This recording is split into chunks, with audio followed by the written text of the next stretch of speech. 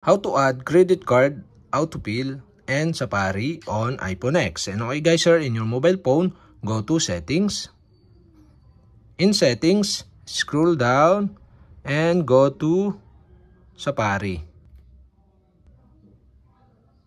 Here in Safari, okay, in general section, you can see here the autofill. Okay, you can tap this and you can see here the save credit card.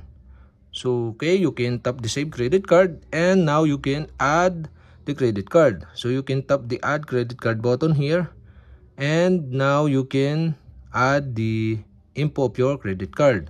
So you can add the name. So for my example, Chad, and card number.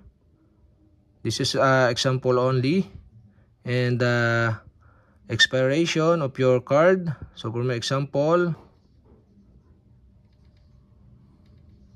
and okay guys, the security code, you can enter the 3 or 4 digit code. So for my example, 1 2 3 4, and also the description. So okay,